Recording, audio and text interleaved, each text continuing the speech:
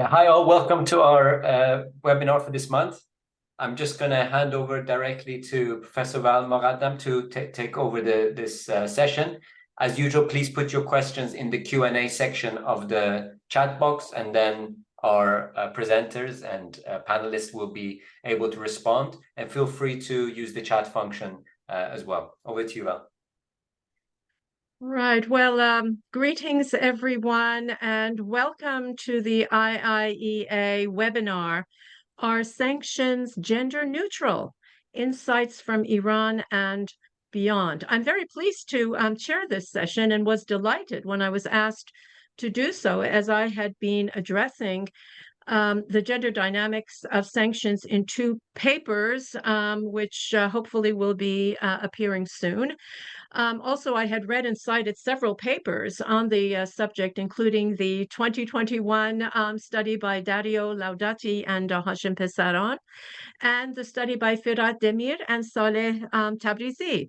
Indeed, the Demir and Tabrizi study is one of the two papers that will be delivered today, entitled Gendered Effects of Sanctions on Manufacturing Employment, Evidence from Iran, and that paper appeared in the Review of Development Economics in 2022. The second paper that will be presented, which I also highly recommend, is entitled Sanctioned to Death: The Impact of Economic Sanctions on Life Expectancy and its Gender Gap. And that paper is by Jörg Gutmann, Matthias Neuenkirch, and Florian Neumeier. And it appeared in the Journal of Development Studies in 2019. Matthias Neuenkirch will be presenting that paper. Both papers are empirically rich, and the conclusions, frankly, quite persuasive. They also both include extensive references that will be very useful for further research.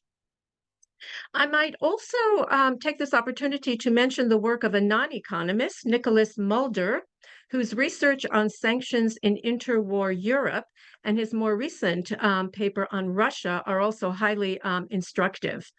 In addition, there is the series of papers called Iran Under Sanctions by various social scientists, and about 12 of those papers are available, and they too are very well researched, dealing with micro, meso, and macro level dimensions of sanctions.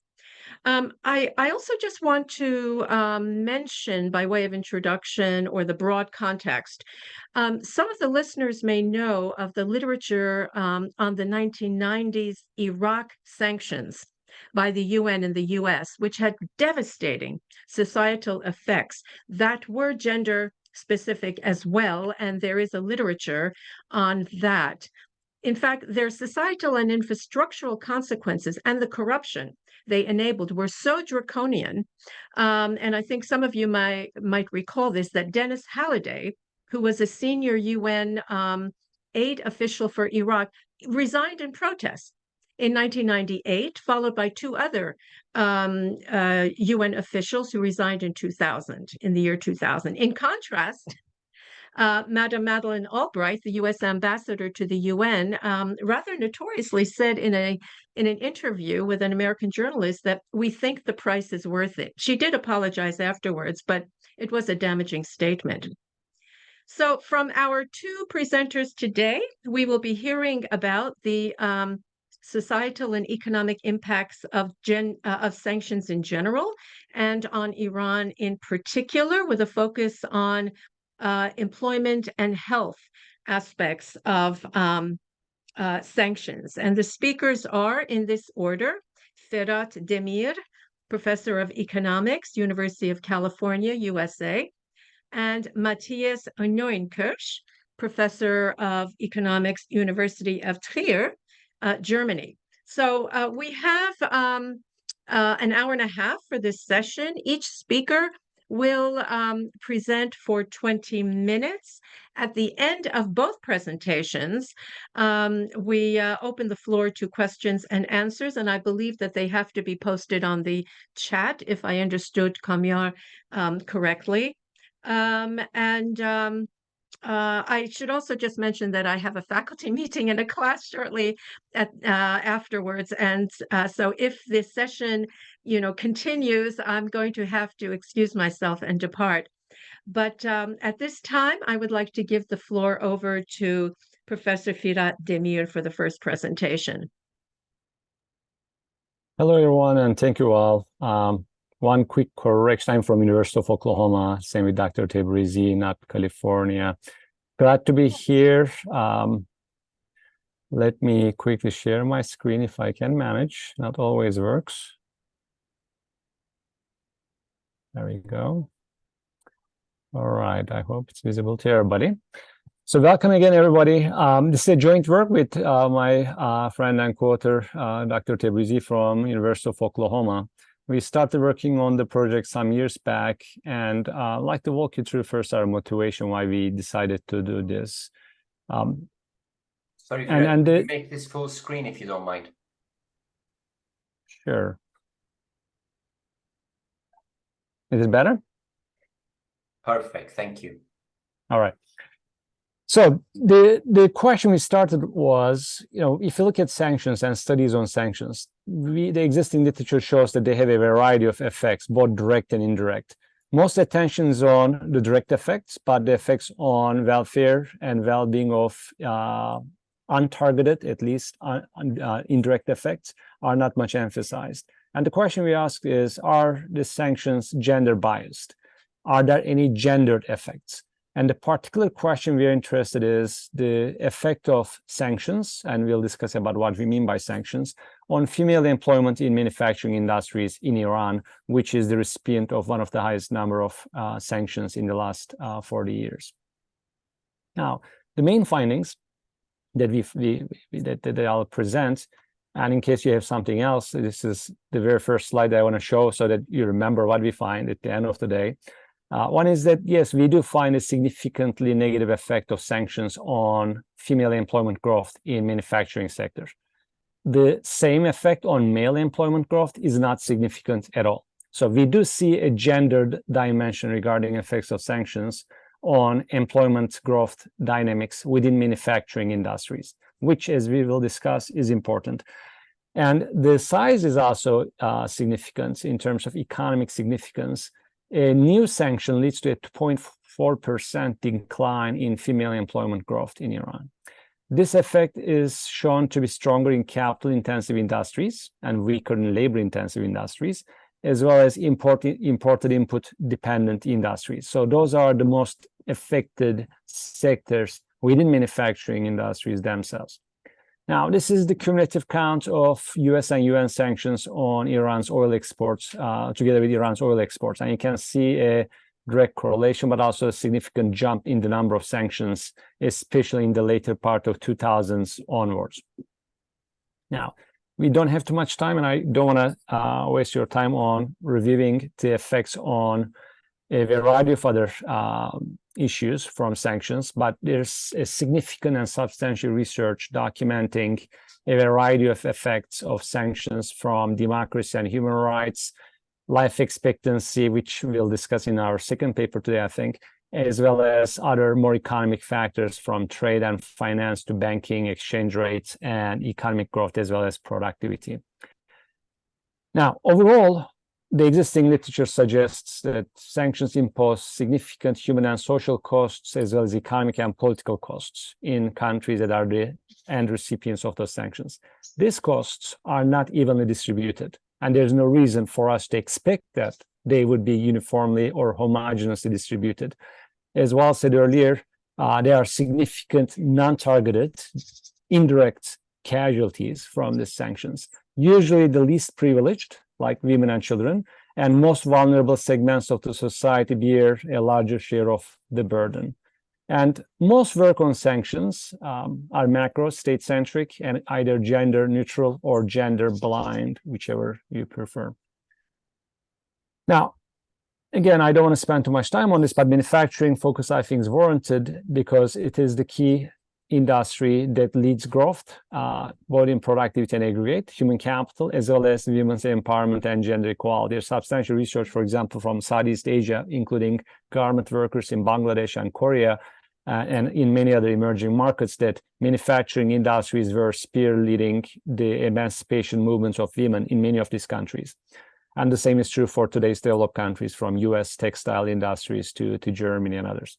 Now, female employment in manufacturing is the lowest in developing countries, very low. And in both developed and developing countries, manufacturing employs less women than men in total. So if sanctions have any adverse employment effects that are not gender neutral, then I think the natural place to start looking for it would be the manufacturing sectors that already employ fewer women, and women already face a variety of barriers that are institutional, structural, as well as social, that prevents women from participating in manufacturing industries, as opposed to, for example, low productivity services or agriculture, both paid and unpaid. Now, the theoretical channels are multiple. The one that we emphasize in this paper is following a couple of strains of the literature. One is there's discrimination in hiring, promotion, and dismissal, and sanctions aggravate those effects. A second one is women usually are employed more in export-oriented industries than non-export-oriented ones. And if sanctions target export industries, then that would be the direct hit for employment effects. And also, sanctions have significant negative effects on women-friendly policies, from education and healthcare to childcare and maternity leave. And we have seen many of these effects in Iranian case, for example, starting back from Iran-Iraq war, as well as later wars and sanctions that they faced. Now, the existing empirical evidence suggests that sanctions have significant adverse effects on economic rights for women, labor force participation, and discrimination, and a variety of measurements of gender inequality and emancipation. Well, theoretically, it may go also positive. There's some literature suggesting that sanctions may have a positive effect on women's working rights, partly because of the supply side factors, but we don't think that's a significant factor, given the overwhelmingly negative effects that are expected from both theoretical models and otherwise that sanctions should show on female employment. Now, we do think that effects of sanctions are going to be not going to be gender neutral in any country under sanctions, but in places like Iran, I think they are amplified, and we do provide some evidence that that might indeed be the case. In countries like Iran, there are already significant barriers against the employment of women. That comes economic, social, and institutional barriers, including being an Islamic republic and other Sharia law based, but also social factors. There's also what Ross called oil curse. And there are studies showing that this oil curse is not limited to any Middle Eastern countries, but also is in other countries that are exporting oil and minerals. Oil by nature is a very capital intensive industry. It limits already jobs and employment creation, and it has, as a result, a biased and negative effect on employment of women. And a second one is the Dutch disease factor, as oil sector crowds out non-resource intensive tradables, where women have a higher share of employment, like textile, for example, right? Through traditional Dutch disease, it's not too difficult to show that appreciating domestic currency would crowd out other industries, and those industries would be the places where women would have a higher share of employment. Therefore, in places like Iran, where oil is a significant part of employment or production and output, women would be double hit. Now, let me bring you to the heart of the paper, which comes from the data on sanctions, and then I'll try to say a few words about limitations of this data too. But the study is from 1995 to 2014, and we are looking at cumulative counts of all sanctions, but then we also focus on economic sanctions as well. The total sanctions include economic sanctions, non-economic or other type of sanctions, but also nuclear-related resolutions that targeted Iran and Iranian production and exports. And we look at those two separately in the empirical analysis, like total sanctions and also economic sanctions themselves. The two are highly correlated. As a result, the results do not really differ much. 0.96 is the simple correlation factor between the two types of sanctions. And they are also highly correlated with crude oil exports, given the importance of oil revenues for Iranian economy. The correlation is quite high, say about 0.7, both for total and economic sanctions alone. This is starting from 95. If you look at cumulative count of sanctions, by 2014, it reached 29. At the peak, it was 32. You may ask why we stopped in 2014. That's partly because of the data limitations that comes from the UNIDO data set that I'll speak in a few minutes. That's the final year we have output and employment data on Iran at the industry level, 2-digit and higher, and therefore we stopped at 2014. And roughly half of those total sanctions are economic sanctions. Now, the industry level data comes from UNIDO's manufacturing industries data set. So we have a total of 102 manufacturing industries during this period, and we have data over total employees and their gender, both male and female. We observe wages and salaries and total output for those industries. And it is based on the annual survey of manufacturing plants that have 10 or more employees. So all the medium-sized, small and medium-sized and up enterprise are included. We exclude the outliers that are at the top and bottom 1 percentiles of the distribution in terms of employment growth. This is the share of female employment in total manufacturing in Iran. And you can see that it's increased from around 7% back at mid-90s to 10%, and it flattened. It started stagnating after that initial climb from 7 to 10 percentage points, which is a 3 percentage point increase. It's substantial, but then it stopped. This is industry-specific median shares in output employment and female employment. So we ranked this based on output shares, so which industries which industries are responsible most of output and employment in total. And then we looked at the employment share of women in those industries. The ones I crudely circled are the highest female employment share industries that are 10% or near 10% of total employment.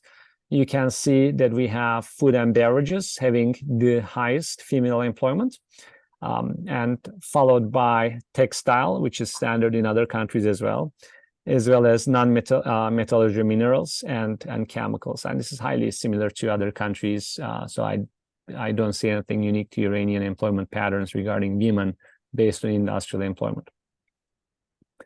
And we have a bunch of other variables that I'll talk about if we have. They are standard controls.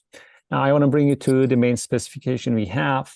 Our left-hand side variable is the 4-digit industry level female and male employment growth. We do it separately. So they are log levels. Therefore, the delta signifying change gives us the growth rates. And this is a dynamic specification. So we have the growth rate of male and female employment at 4-digit industry I on the left-hand side, and the leg level is on the right-hand side. And main variable of interest is S, which is the cumulative count of sanctions, is also in log level. And we are testing the hypothesis of whether alpha is greater than 0 or not. And X are standard control variables. We have industry level fixed effects included to control for time invariant industry specific factors. Now, we estimate this using system GMM, and we limit the instrument matrix to avoid the problem of too many instruments. We also collapse the estimation, and we run standard specification tests to make sure that our results are robust. Skip that one. In the paper, we have the stripped baseline regressions without sanctions, but I want to walk you through the main benchmark results. So we have female and male employment growth on the left-hand side in these 4 columns. The main variables we are looking at are total sanctions and economic sanctions. So the first 2 columns is looking at total number of sanctions, and the last 2 are economic sanctions themselves, just the subset of total sanctions. What we find is if you look at the first column, the effect of sanctions on female employment growth in manufacturing industries is significant and substantial. That's negative 0.215, which you can read as an elasticity. And the same effect is more than 10-fold smaller and statistically near 0 for male employment. So we don't see any significant effect on male employment growth, but the effect is highly substantial for female employment. The same is true if you look at economic sanctions alone. Again, the ratio is more than 1 to 10, and for males, there's no effect. For women, it is significant at 5%. Economically speaking, these are also substantial. So if you look at the mean for cumulative count of sanctions, which is 6.25 for Iran, and the estimated elasticity of negative 0.15 in third column for economic sanctions. A new economic sanction, which is a 16% increase in the number of sanctions, leads to a 2.4% decline in female employment in a given industry. This is quite significant, economically speaking. Now, after having established this, we look at heterogeneities, because not all industries are the same. There are significant differences across industries. We obviously cannot look at every dimension of industry-level heterogeneity, but we focus on two that we think are very likely to have or exert an effect on employment. One is labor intensity, or opposite of its capital intensity. We do expect that capital-intensive industries like oil would be harder hit from sanctions, and they will have a more significant effect, negative effect on women employment. The second is those sanctions that are going to be affecting industries that are highly imported intermediate input dependent. The sanctions target the ability of those countries to import certain intermediate inputs, and if those industries are highly dependent on those inputs, then we would see a larger negative effect on women employment. And there are a variety of theoretical channels that we explain or discuss further in the paper. So what we do then, we introduce those variables as interaction terms. One is, again, the labor/capital intensity. The way we measure is at the industrial level. We look at the share of, or the labor share of wages in total value added. So the higher it is, the more labor intensive. The lower it is, more capital intensive, and less labor intensive the variable will be. Okay, and we are taking the medians at the industrial level. That is for the labor/capital intensity. For imported intermediate input dependence, we are looking at the share of imported inputs in total inputs across sectors in industry I. So which sectors import the most number of inputs across different manufacturing industries. So across all manufacturing industries, what is the imported input share of industry I in total imported inputs? That is our measure for classifying industries into imported input dependent and not dependent industries.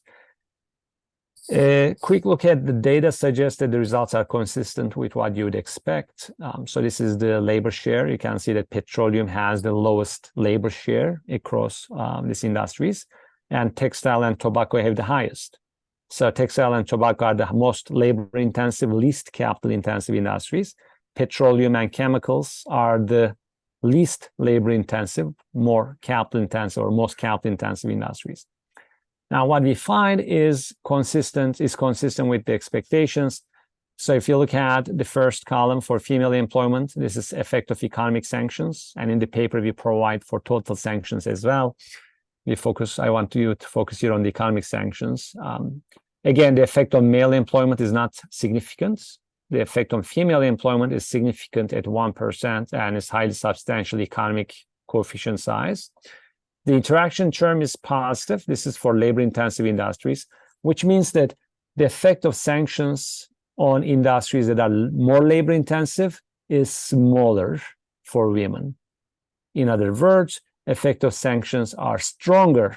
The negative effect of sanctions are stronger in industries that are less labor-intensive and more capital-intensive.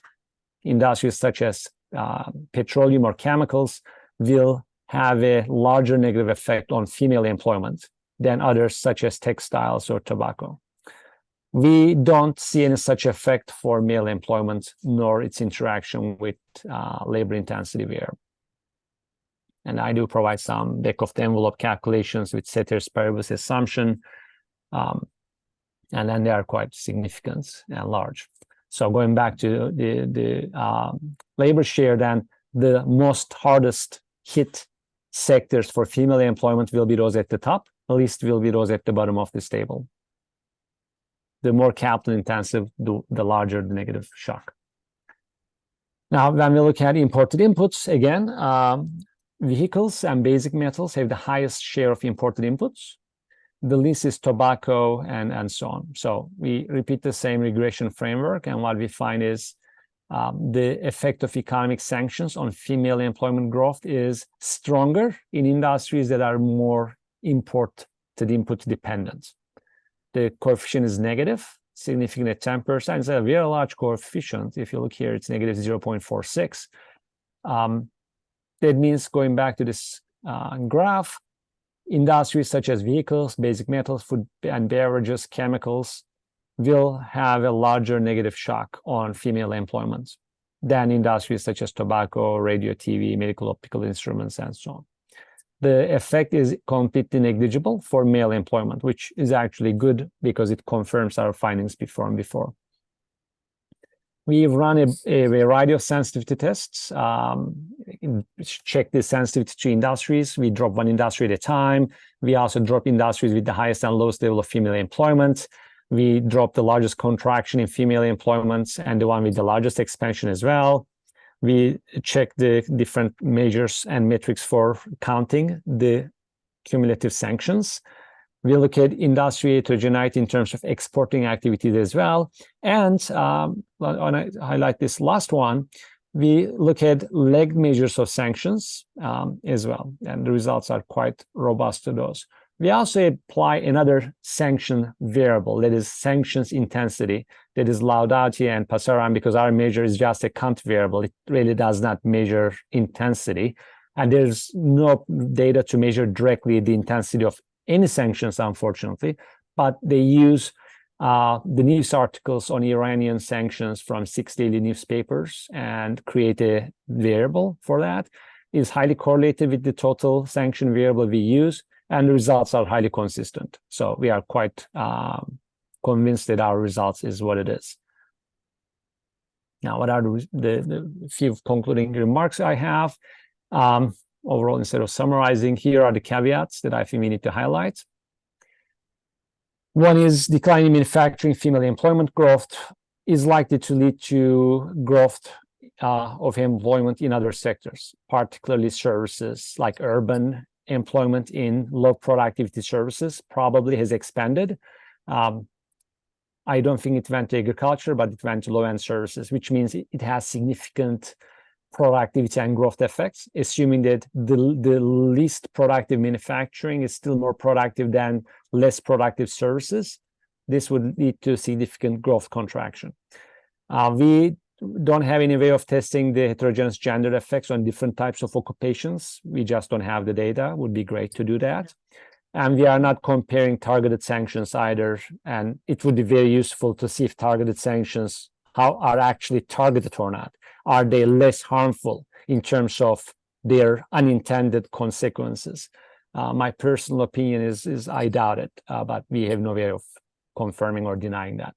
Now, if we have any PhD students among the audience, it would be very interesting to repeat this with firm level analysis that would allow a more refined identification. What about informal employment effects? We do observe negative manufacturing industry employment growth, but we also know that almost half of manufacturing employment in Iran and many developing countries are in the informal sector. So it's possible that employment is moving from formal to informal, which still has negative welfare effects because those are informal, unpaid, or less paid without basic social security or pension coverages or insurance. So women still would be losing, but the employment effects would be less pronounced. The same with relocation effects. Now, data on sanctions is highly lacking. The best we have is the number of sanctions, but sanction heterogeneity across years within the same country or across countries is not available. There's no reason to expect that one additional sanction in Iran, for example, is the same, homogeneous and linear as the one before that.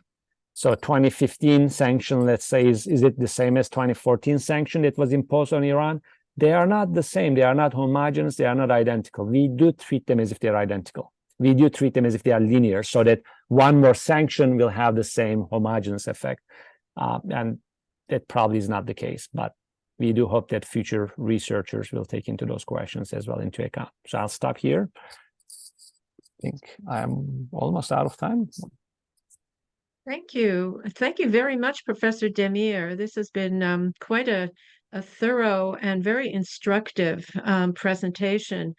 I'm sure there will be other questions and comments for you afterwards, but and I have a couple myself. But let's now move on to our second presentation. Professor Neuenkirch will now make the presentation. So thank you very much for inviting me, and also thank you very much for setting up this great and interesting panel. So as well as told you, I'm not so much about Iran, and honestly, Iran is for data availability reasons not in our large sample included. So that's quite unfortunate, but back then we did not have good access to macro level data. So the paper is joint work with my co-authors Jörg Gutmann and Florian Neumeier. And well, I think I don't have to talk very much about things like what are the consequences of economic sanctions. We just had a nice summary of that on one slide. We know it reduces growth, it increases inequality, it aggravates poverty. So these are the economic dimensions. But here in this paper, we are more into a different dimension, and that's basically health outcome. Yeah. And here, our specific question is about how do sanctions affect life expectancy? So how is physical well-being, health affected?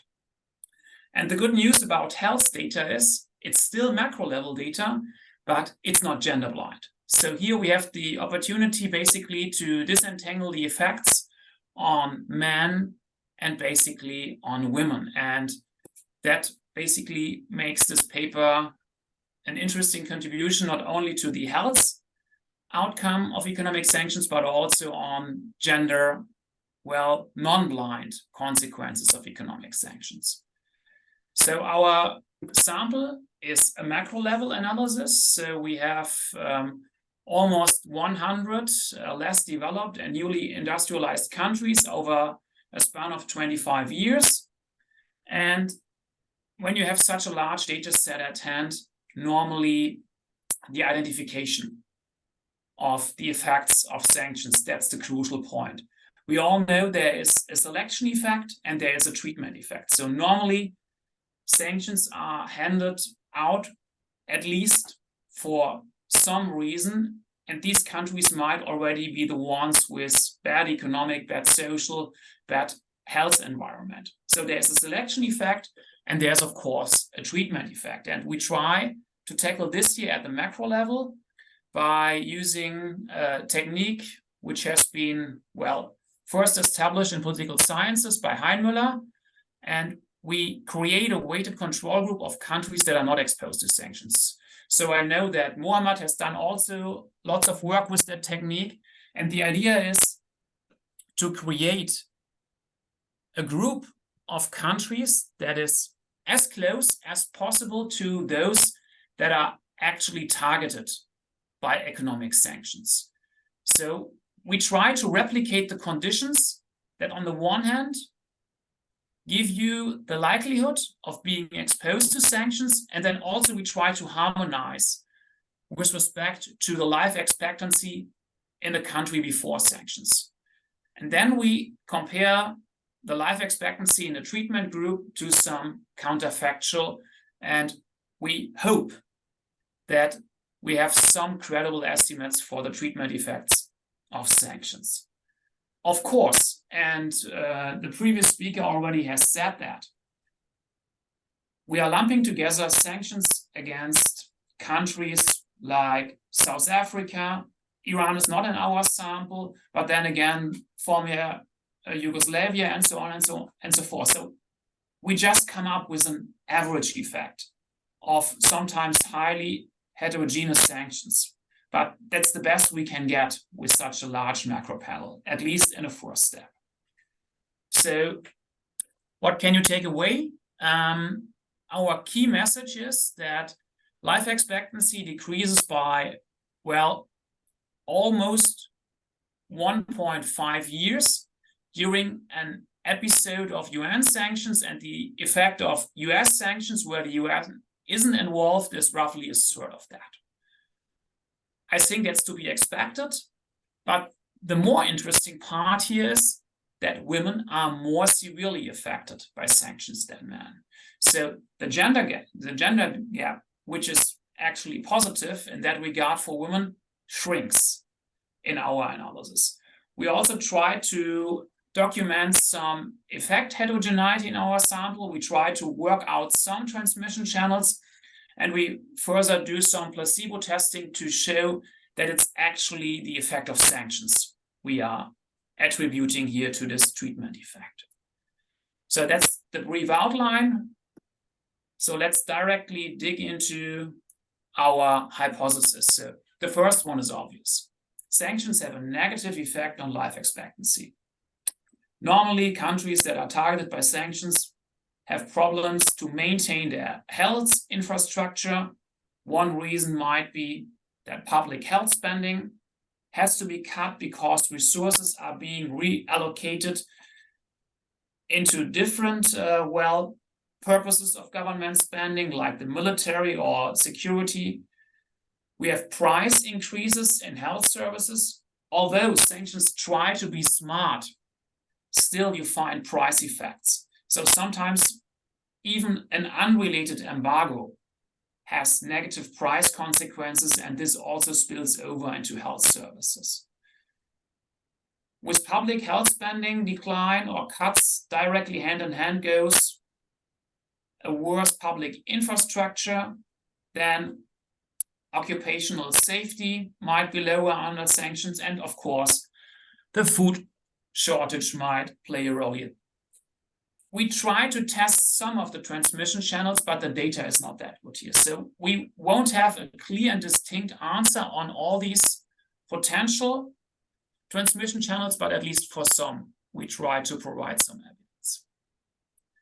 When it comes to the gender-specific effects, we hypothesize that sanctions have a larger negative effect on the life expectancy of women than of men. Well, the first bullet point has to some extent been contradicted by the previous speaker. So our argument is, and we do not test this because we don't have that data at hand for 100 countries, that women might be forced to enter the labor force.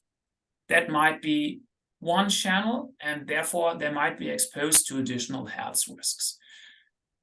More straightforward is basically the higher vulnerability of women because of the, physical differences, and also because, women need obstetrical care, and also when there is a damaged health infrastructure, they just might suffer. And then there is a huge literature that in many countries, when there is a decision about to be made whether a boy or a girl should receive medical treatment, it's more often the boys. So there is less medical treatment, and this effect might be, more pronounced under economic sanctions. So there are all sorts of theoretical reasons to believe that sanctions are not gender neutral.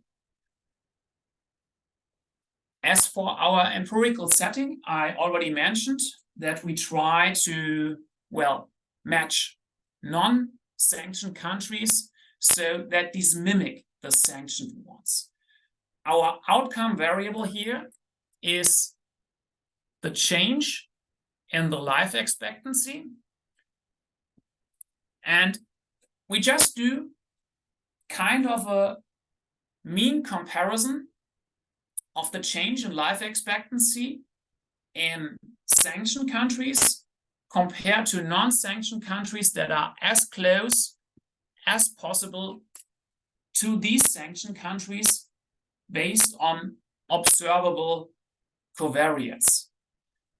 The thing is, we have to find a list of suitable covariates that help us to mimic the sanctioned countries, and you can put all sorts of variables on such a list.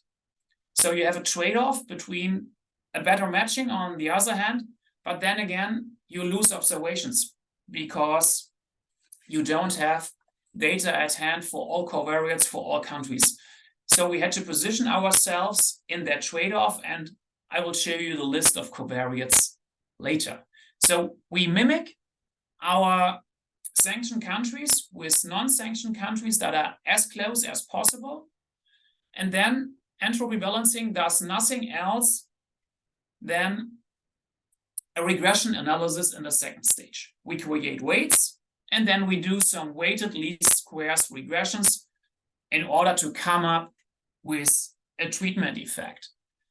And one good news here with our data set at hand is we can at least work a bit with seemingly unrelated regressions, because the general conditions affect men and women the same. Of course, there are differences, but in the end, we have at least a similar foundation for the health effects, and therefore we can improve our standard errors here with the help of a sure regression. But let's dig into the data, because I think it's always interesting. As left-hand side variable, we use the life expectancy at birth. And as independent variable of interest, we rely on two older data sets by Wood and by Hufbauer and co-authors. And my good friend and co-author Florian Neumann extended these data sets. So back then, there was no global sanctions database available from Felbermayr, Jotov, and others. So we had basically to work with the existing data sets, and we extended that. Nowadays, you have that global sanctions database, which is very, very comprehensive. We didn't use it back then. We have 35 years of data, and in the end, we have roughly 2,500 observations. 30 countries in our sample have been targeted by either UN or US sanctions. So in the end, we have roughly 10% treated observations and a bit less than 90% observations in the control group. So a matching on some covariates should be feasible with that data set at hand. Why is such a matching approach important? So here you have plain and simple descriptive statistics. And you see that the life expectancy on average under sanctions is lower than under no sanctions. That's no surprise to all of us, I presume. And the next slide will shed some light on the reasons for these differences. I mentioned earlier it's selection and treatment, but when you basically look here into these differences, for almost all covariates we employ in the matching analysis, we found on the unweighted data significant differences between sanctioned and non-sanctioned countries.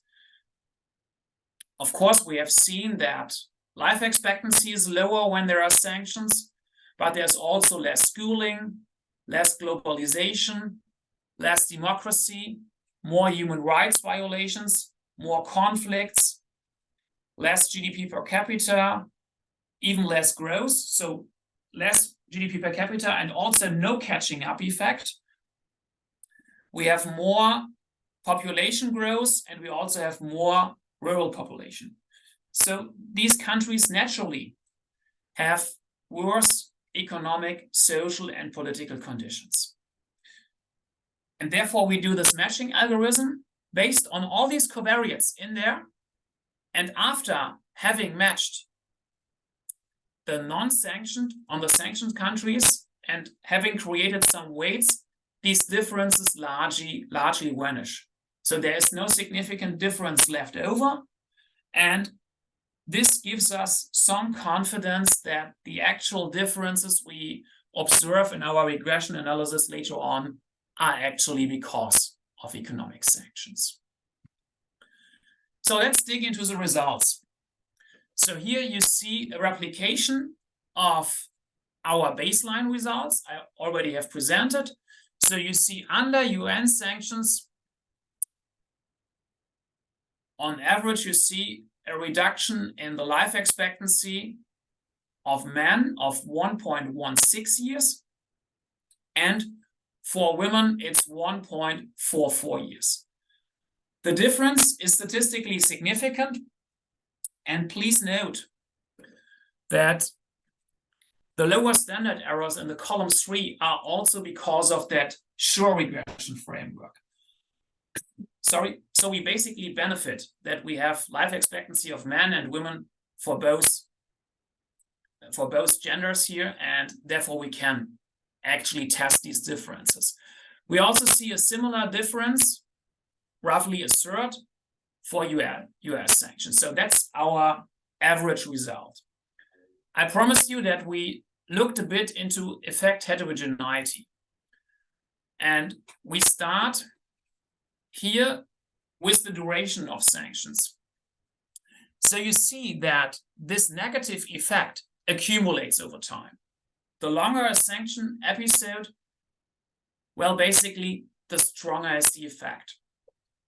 You see on the right-hand side that the effect on the gender gap is mainly driven by the first years of a sanction episode.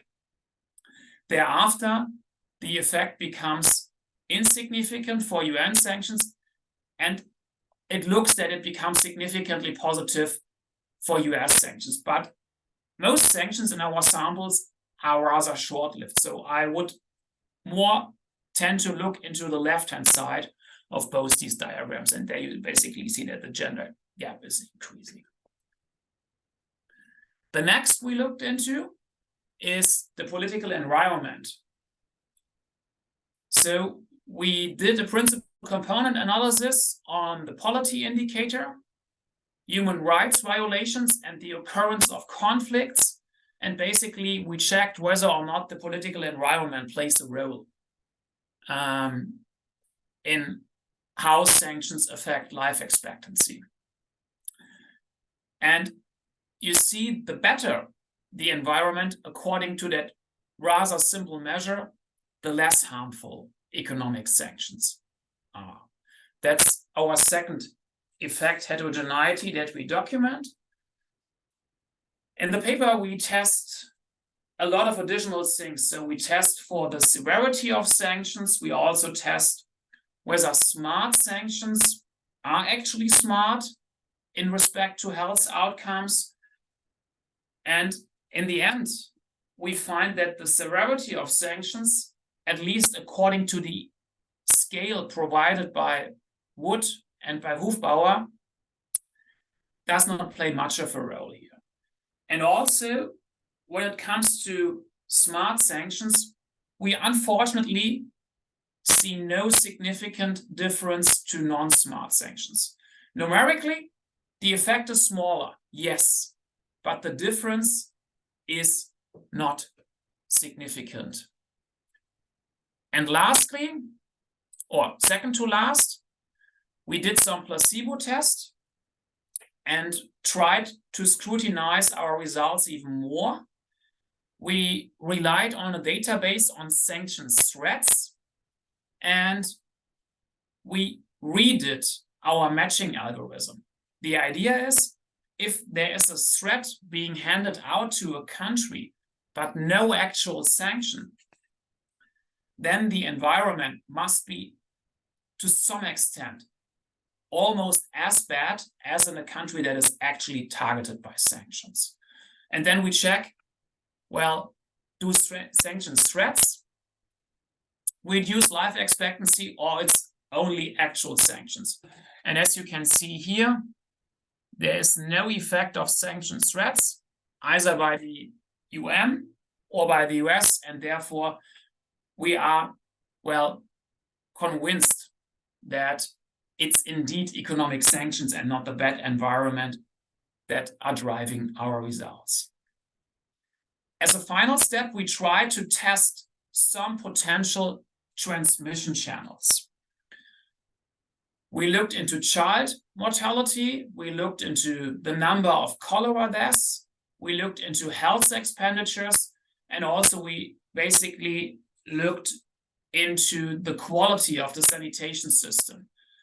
The number of observations shrinks because the data availability is even worse when we look into these transmission channels. But you can see that child mortality is having an effect. You see that cholera deaths play a role, at least for some years. So we have an offsetting interaction term here, but for the first couple of years, the effect is significant.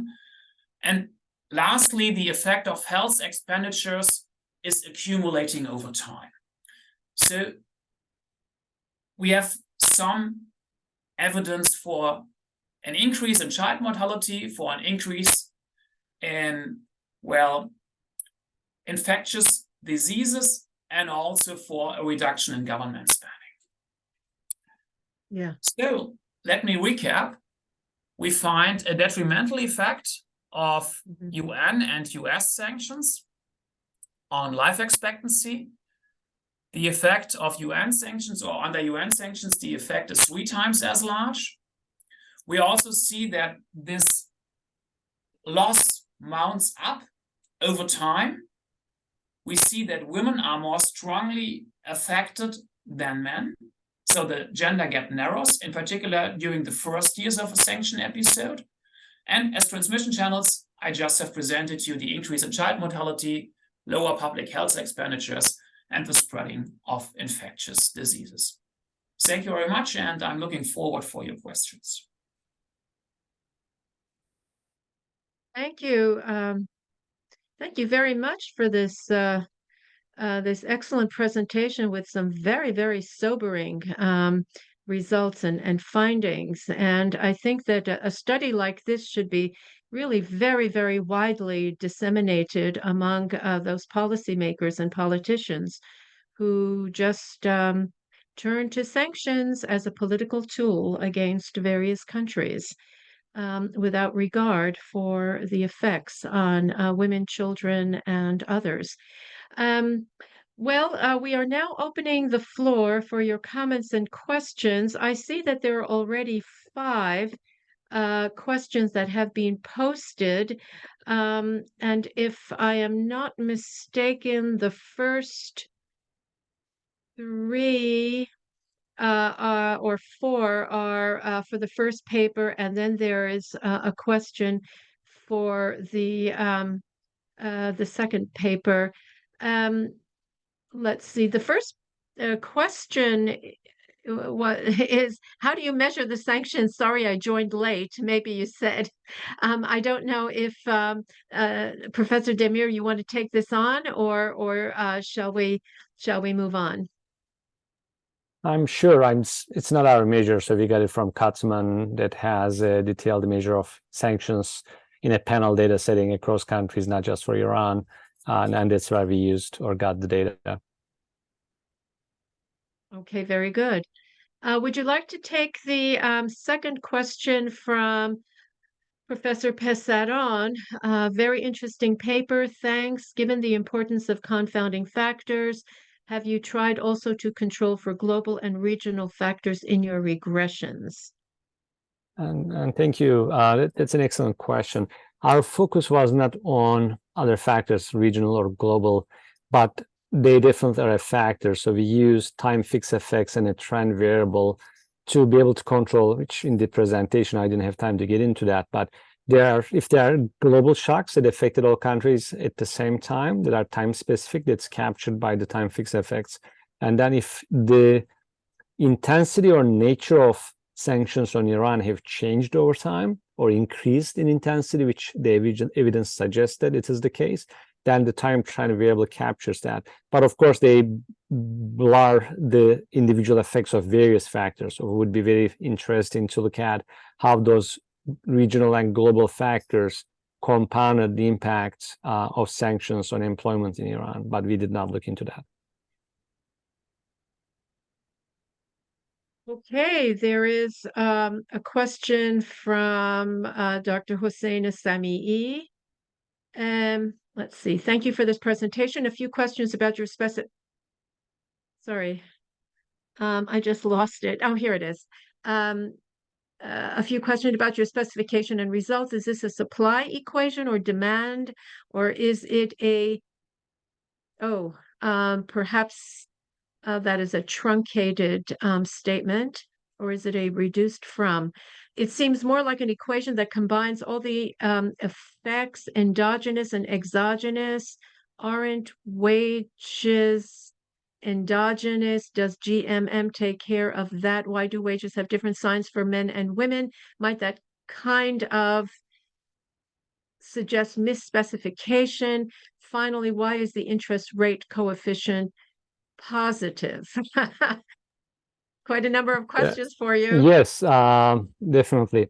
And this is a labor demand equation. All the variables control are on the demand side, and supply side factors will be longer term anyways. And our second paper, Matthias, is kind of looking at those longer term supply side factors too. So this is a labor demand equation. It's a reduced form, obviously.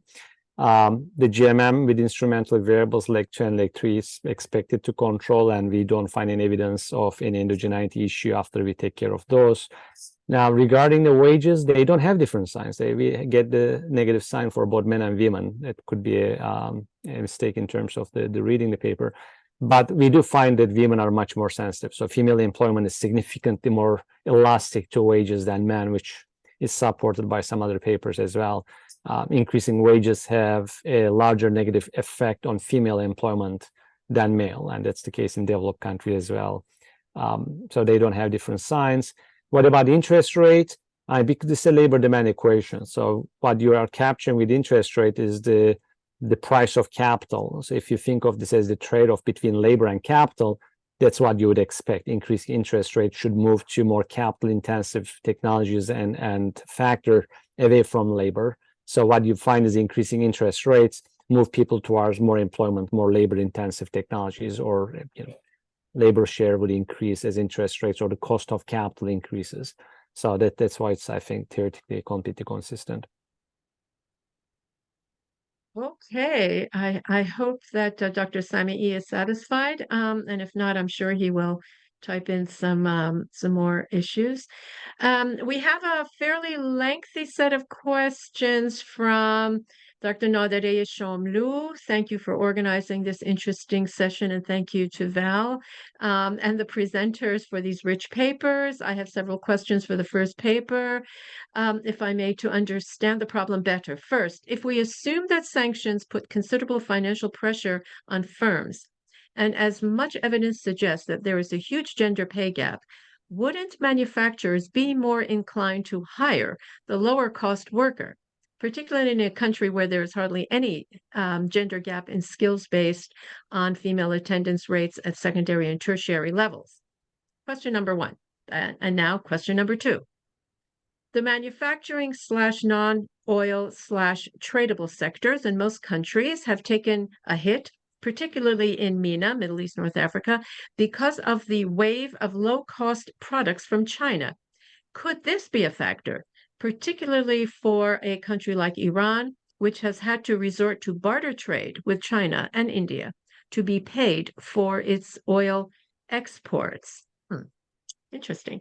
And finally, is there also a M&A factor when addressing the low MENA factor, when addressing the low female labor force rate, even countries that are not sanctioned? Oh, this question is truncated too. I'm not sure what the rest of this question states, because it's truncated. But perhaps, Professor Demir, you might want to take the first two at least. Oh, definitely. Again, in the literature review or the theoretical discussion, we skipped quickly. There might be positive effects. So under sanctions, theoretically, it's possible that there will be an increasing supply shock on women's side as employment opportunities and incomes shrink and growth rate goes down. Women may enter labor force. Now, we are looking at manufacturing industries. So this is where we are not likely to see that. A couple of factors. One is manufacturing is more capital intensive. It's not agriculture or services. So industries that already employ fewer women than men will not or is not likely to experience a positive supply shock because of sanctions. Now, if we compared or could compare services, agriculture, and manufacturing, I think that's where we would see the positive supply shock on female employment, perhaps. So I'm not worried too much about on the manufacturing side. And secondly, industries that are more capital intensive or imported input dependent are much less likely to experience that, which is what our paper focused on. Now, the second one regarding the China effect, and definitely that's going on. And I think there's another question regarding structural transformation and also the competition effect from other developing countries. And we are hoping that the time fixed effects would take care of that. So in terms of female employment growth, if there is a global shock that is not unique to Iran, and it's not a panel anyways, but it affects all industries at the same time, then time fixed effects as well as time trend should be able to capture external shocks that affect all industries homogeneously. Of course, not all industries are exposed to the same degree of competition from China. So there might be some heterogeneous effects of entrance of China, for example, to WTO and so on through third country effects that would be interesting to look into it as well. In fact, I don't know any paper that looks effect of entrance of China into WTO through competition effects and effect on labor demand for women as well as labor supply. That would be a very interesting research subject. It would be actually, yeah. Nadia John, would you like to clarify your third question, please? I believe that you are on speaker. Yes, I am. Thank you so much. Thank you for the explanation. Indeed, it's a your both papers are very rich, and thank you very much for organizing this session, particularly in a week where so many. I mean, with Claudia Goldin winning the Nobel Prize for Economics for her work on gender issues, as well as, of course, the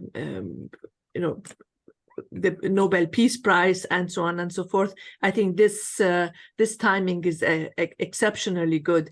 Now, the point that I wanted to make is that for some reason there is also a MENA factor, and that's what I was going to say, that even in countries where there is a great deal of emphasis in promoting manufacturing, promoting trade, promoting this, that female labor force seems to be low, and it is very low in manufacturing. Even, for instance, I was just looking at the numbers for Egypt and Jordan. Egypt is 15% female labor force participation rate. A country like, Egypt or Jordan, for instance, is 14%. So I was wondering whether there is a kind of there are some other things going on. Maybe that's the purpose for my question. And sorry for being so long. Thank you so much. I was just wondering whether there is something that can be said. Thank you. A region-specific effect on manufacturing, yeah.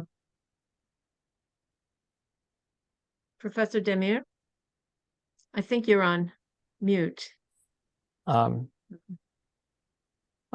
sure in terms of, there are a variety of factors that limit women's, participation in labor markets in the Middle East, and it's even in countries like Turkey, which has the highest in the region, is less than 25% is women's employment labor force participation rate. So 1 out of 4 women who are working age only enter labor force.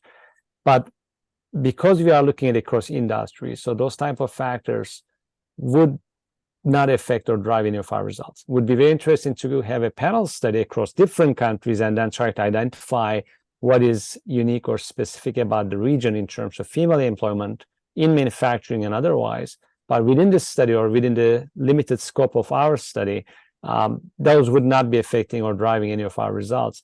And same thing too, I think, if I may frog jump in terms of the questions regarding like the Matthias results with supply side factors. I don't see any inconsistency in terms of what we find and what he finds on the supply side. We are not looking at supply side factors, and there could be supply side shocks that might affect labor force side that we are looking at.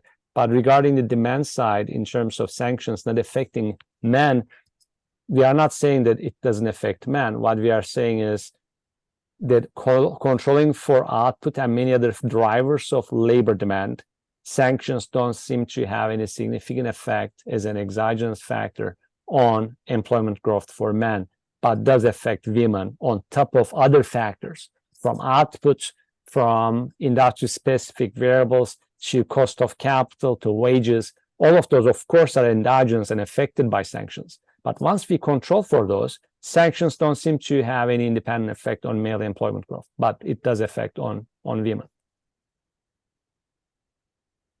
You know, we've been talking about these gendered dimensions, and you know, in my own work, I mean, I think that both of these papers, thankfully, confirm my own conclusions about what I identify as 4 losses for women in Iran, specifically with sanctions: employment losses, education losses, health losses, but also something that definitely is specific to women, and that is the reinforcement of public and private patriarchy. And I think that that might actually drive some of those outcomes as well. We have some other questions too.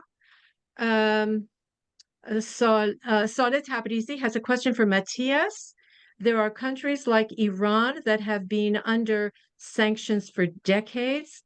Do you know anything about gendered generational effects from sanctions in such countries? I think you know, Iraq might fall in that category as well. And perhaps we can also pose Hossein Samii's question to Matthias. Might COVID have impacted your life expectancy results? So let me Matthias. directly start with the second question. So our sample ends in 2012. So we cannot answer the question definitely. So therefore, unfortunately, I cannot say anything about that. So the hypothesis is obviously would have COVID struck sanctioned countries harder than non-sanctions, and our hypothesis give us good reason to believe so. If you have less access to medical goods and stuff like this, there might be such an effect. On the other hand, you have to control for the composition of the population in terms of age and things like this. So I cannot give you a decisive answer on that question. But of course, there could be such an effect. And as for the first question, again, I cannot give you a decisive answer. So we have some countries, yes, that have been under sanctions for decades. Some of these countries are actually absorbed by the fixed effect because we don't have no sanction years for these, like Cuba. So I would love to have an answer, but given our setting in such a huge macro panel, it's quite difficult. It's quite impossible. You need to come up with kind of a different technique in order to identify these effects. So, of course, there are generational effects, but we don't have them in the paper. Very interesting. Yeah, perhaps at some point you might also look at cross-regional effects that might also take into account Nader Shamlou's question about the MENA region itself. So perhaps the effects on Cuba might be different from the effects on Iraq or Iran, something like that. Yeah. Yes, of course. So the effect might, of course, be different. So the average differences are basically captured by the country fixed effects we have in our estimations. But then again, of course, the treatment might vary, and we just try to come up with some average effect. So that's normally what you try with such a macro panel. So it's always nice to have micro data at hand, because you can go much deeper into the results, into the transmission channels, also into the causality, underlying causalities. That's something we don't have. But of course, it's interesting, yes. Yeah. But what you've done is fascinating in and of itself. Thank you very much for that. We have a question from Zahra Shahidi for the first paper. I think during the sanctions, there was also the structural transformation process going on in Iran. So there is a decrease in the manufacturer labor force, perhaps it's anyway. And let's see, Hassan. Anyway, how do you think it affects the results? Okay, that's the question. And maybe a second question from Hassan Hakimian, also for Professor Demir. If I understood it correctly, the first paper finds sanctions have no effect on men's employment, but affect women's employment negatively. By contrast, the second paper finds, this is to both papers. By contrast, the second paper finds negative effects on both men and women's life expectancy, but stronger effect on women. Indeed, this is quite a bit different. And it is rather surprising to find sanctions have no effect on men's employment, as the general effect on the economy is large. Beg your pardon, as the general effect on the economy at large is restricting growth. So what's going on here, he's implying. Okay, please. That's Professor Demir, would you like to take those two? Sure, of course. Structural transformation would affect and does affect employment shares as well as employment growth. Now, we are looking again, remember, at industrial level across sectors within Iran, and the over time transformation, if there's a trend, that will be captured by our controls. Second, we have output directly, and it applies also to Dr. Kimian's question. Now, what we can say is what we are finding is the lower estimate regarding employment effects of sanctions. That's what we can say, not the upper estimate. Because take wages, for example, that also was asked. Wages will respond to sanctions. Now, if it has a negative effect on wages for women more than men, now it will have two effects. One is supply, one is demand side, and they go in opposite directions. Supply side effect would cause women to drop from the labor force because prevailing wage would be below their reservation wages. But the demand side, because wages are lower, the demand side would be positive. Now, which of the two are dominant would drive the sign, but we are not interested in that, right? We are looking at wages already as a control variable on the right-hand side, but obviously wages are affected themselves from sanctions. The same is for output. Output will respond to structural transformation as well as sanctions. So we already control for output effect, which you can read as sales as well. This is a labor demand function. On top of the changes in sales or output, what is going on to employment growth? That's what we are looking at, and I think that's why we would read this as a lower-end estimate rather than upper-end estimate.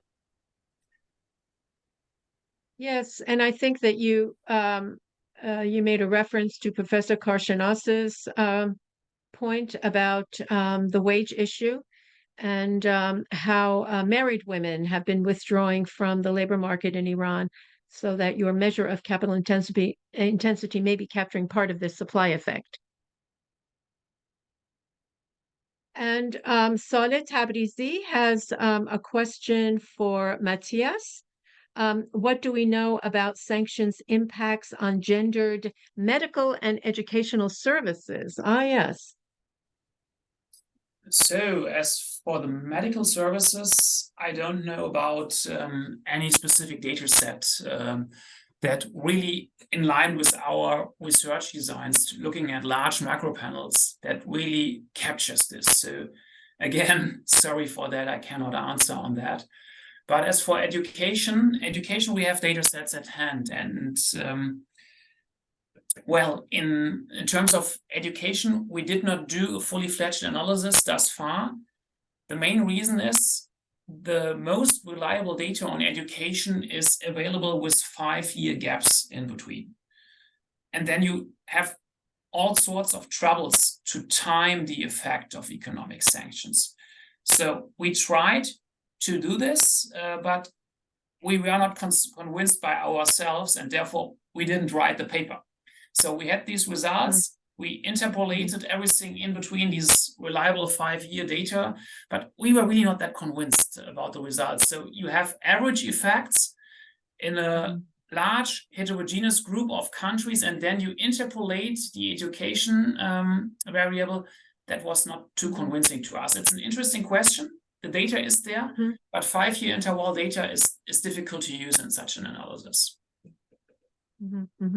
Interesting, yeah. Two questions for Matthias also, but from Saida Moshiri. Is it sanctions? Is sanctions not the result of human right violation and other political reasons in countries under? Okay, I'm not sure of the point of that first question. The second question, the sanction effect seems to be country specific depending on the size, geography, and economic structures of the sanctioned countries. Does the average effect result capture this? Okay, as for the first question, of course, normally sanctions are imposed against countries that have human rights violations, that engage in conflicts, that suppress political groups and things like this. And this is essentially what we try to do. So we find that on average, countries under sanctions are bad in these regards. But then again, we match on these covariates to make the non-sanctioned countries as comparable as possible, not only in these dimensions, but also in many economic dimensions. And then with these weights at hand, basically, we can say we have a treatment effect of sanctions after having accounted for the selection effect. So yes, it's the result, but we take care of this. And as for the second question, of course, the effect is country-specific, depending on the size, geography, and the economic structure. The average result resembles this. You could do all sorts of different exercises here, of course. So I have presented you the effect over the duration of a sanction episode, the effect with respect to the political environment, but of course the size might matter as well. So if you have a larger population, if you have a younger population, if you have an older population, all these things might affect the impact of sanctions on life expectancy. We just didn't do it in the paper. We just come up with some average effect. We control for all these things, but there is heterogeneity. We just didn't basically track, or we just didn't track these dimensions on the paper. So that would be an interesting extension, yes. Quite.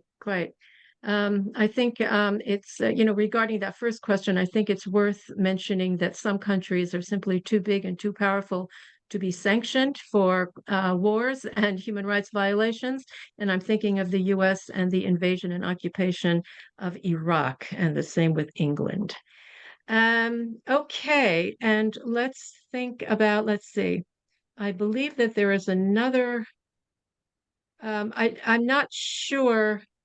Okay, Hashim Pesaran, including time effects works. This seems to be a continuation of another point that was made earlier.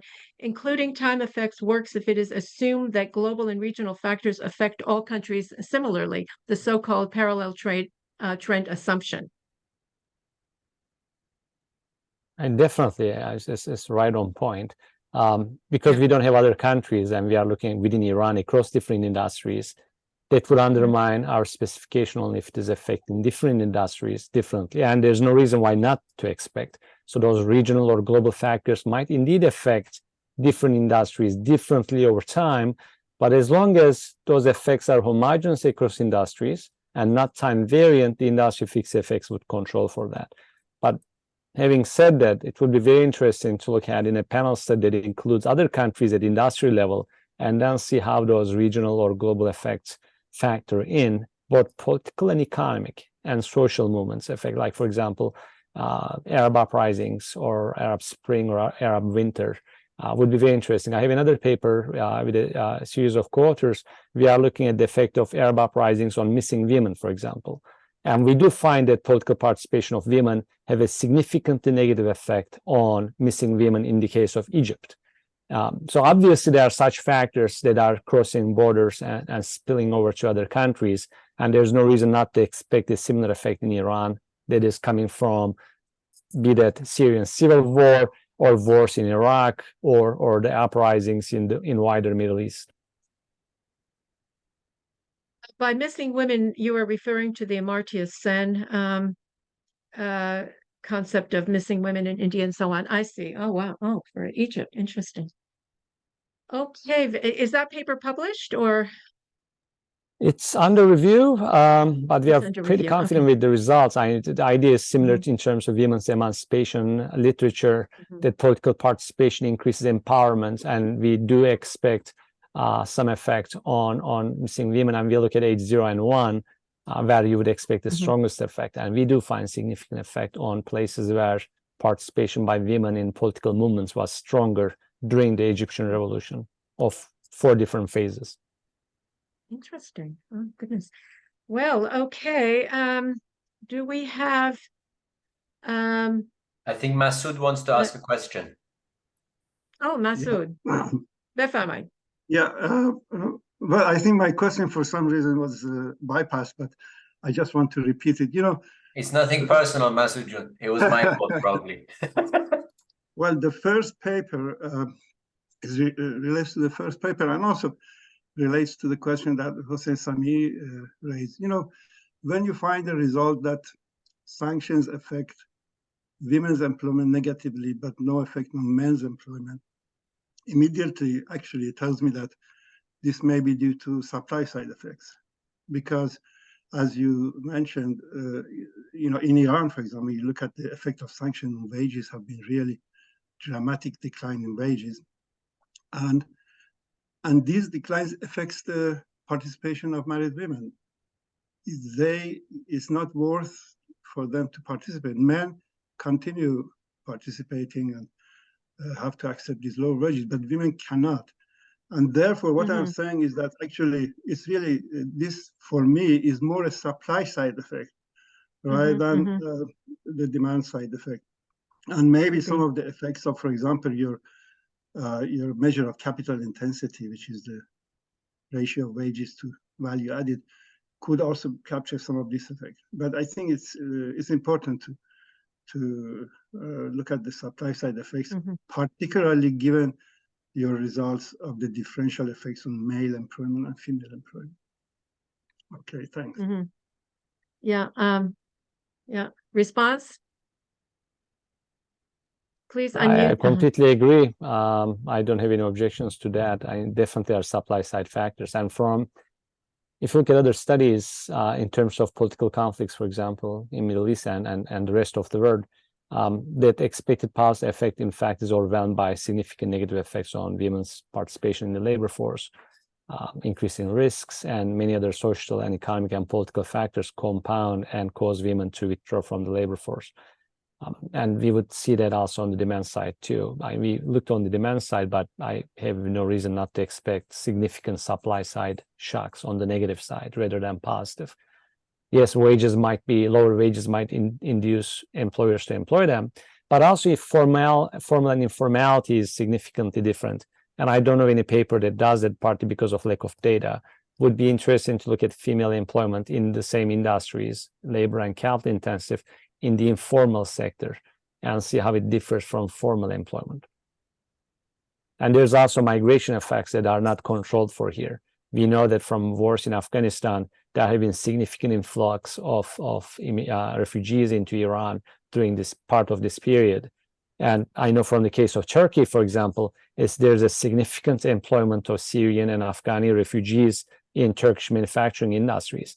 In fact, the former Turkish Interior Minister said if we did not have the refugees, Turkish manufacturing would have collapsed because they usually work at below minimum wage, completely informal without any of the benefits.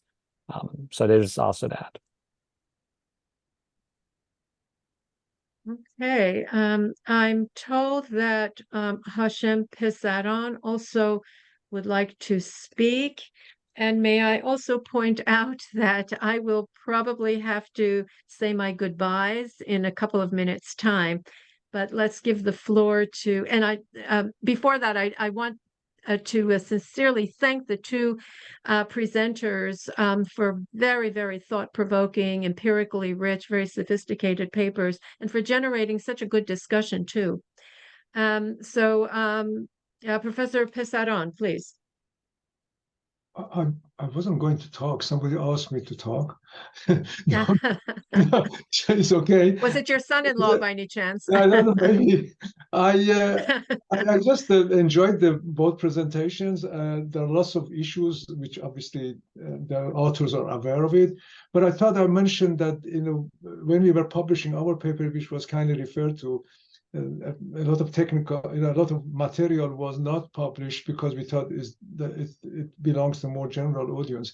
And I want just to point out that actually we did find a strong effect of sanction on female education, advancing higher education, so schooling, not primary school. Because at the secondary school, the government has the option of switching resources. At the primary school, it's compulsory. So you find that when there is an option, the governments basically allocate less resources to the group which are less important to them politically, and I think it fits in. And the second is also I found that it's a very strong and robust result, by the way, and also we did it relative to the MENA country employment. You can do that, so you can look at the manufacturing relative to the MENA countries manufacturing and so that sort of thing. You don't need to really use time effects. But that time effects really doesn't seem to work in most of these studies. So you may want to look at that because I think you may find results which is also find negative effect on employment. I think you may not find it because you're not comparing the negative oil price effects and things like that, which is happening, which is not the same across countries. So anyway, I think you have done both a great job, and I really appreciate your presentation, both of you. Thank you very much. I don't know if any of you guys want to respond to that, or that's just an observation. You want to leave it at that? No, Matthias. I think I thank you for the comments, and also that's a great idea to look at actually regional averages and how they responded on some of these regional shocks can be controlled beyond just time fixed effects type variable, including regional countries that are close to Iran in terms of economic structure, and then include that directly as a right-hand side variable. That I think is a very good idea. And I look at the working paper version. I think I did not look at the working paper, but I look at the published version. So for extensions that were not included in the final paper, thank you for that also. Brilliant. I think that concludes our webinar. Thank you everybody who joined us. Mohammed, I don't know if you want to say anything about the 8th of November webinar. Yeah, I also first thank all the panelists here today. Excellent presentation. Also moderation was great. Participant discussions all were very informative. I'm pretty sure that we learned new stuff on the development cost of sanctions beyond the GDP effects. So today we learned there is a gender effects, and gender effects seems to be quite significant. The next webinar from IIEA would be on the 8th of November. By the way, today panel also coordinated by my good colleague Saleh Tabrizi, that we should not also forget to acknowledge his efforts to coordinating today's panel, the co-author of Firat. Thank you, Saleh. 8th of November is another panel by my colleague, is coordinated by Dr. Hassan Hakimian. The topic is on the economic ramifications of Iranian foreign policy. That would be discussed in the next IIEA panel on the 8th of November. I hope that I see you also all in the next event in November. Thank you very much. Thanks, everybody. Huge thanks to Val, Firat, Matthias, and Mohammed. See you in a couple of weeks. Bye-bye. Bye. Bye.